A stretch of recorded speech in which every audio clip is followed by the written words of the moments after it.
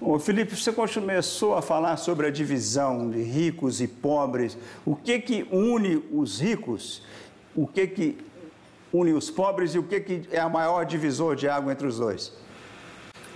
Lucas, na pesquisa publicada hoje, a gente também avaliou a polarização em relação a atitudes políticas no Brasil. E é muito interessante, embora o tema da polarização esteja em alta, não é verdade que o Brasil está dividido em todos os temas. Por exemplo, na questão da legalização do aborto, da regulamentação do comércio da maconha e da responsabilidade do Estado em relação à saúde, tanto eleitores do Bolsonaro como eleitores do Lula concordam. No caso do aborto da maconha, todo mundo é contra, ou a grande maioria é contra nos dois lados. No caso da responsabilidade da saúde sendo do Estado, todo mundo é a favor. O que divide o Brasil hoje, no entanto, são temas que dizem respeito à compra e à posse de arma de fogo, as cotas raciais nas universidades, o tema das privatizações das empresas públicas e se o governo deveria ou não ter uma atitude contrária aos governos de Cuba e Venezuela. Estou contando essa história, Lucas, porque para mim a eleição vai passar não só pela questão econômica, mas pela necessidade dos candidatos se posicionarem em relação a esses temas que polarizam a sociedade. Aqueles que todo mundo concorda, claro, não serão necessários no debate e devem estar fora da agenda no ano que vem.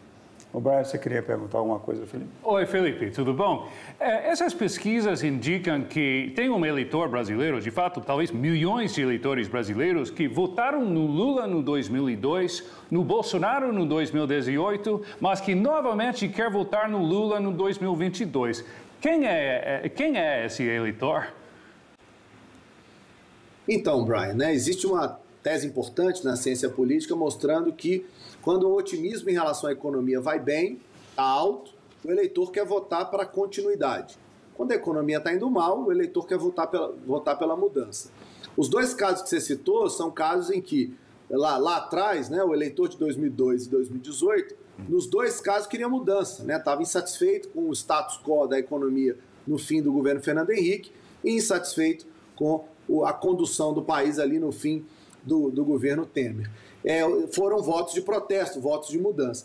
Nesse momento, eu acho que essa aí, Brian, é a grande questão que a gente tem para analisar o futuro do Brasil. Quer dizer, quem é que vai capturar o otimismo pós-pandemia e uma possível retomada forte da economia? O que a gente está vendo nos números, o Edu estava falando sobre isso agora, as commodities no mercado internacional com preços muito altos, isso impacta o Brasil, Então, quem conseguir capturar esse otimismo vai se dar bem na eleição. Nesse sentido, o Bolsonaro tem tudo para melhorar o seu desempenho.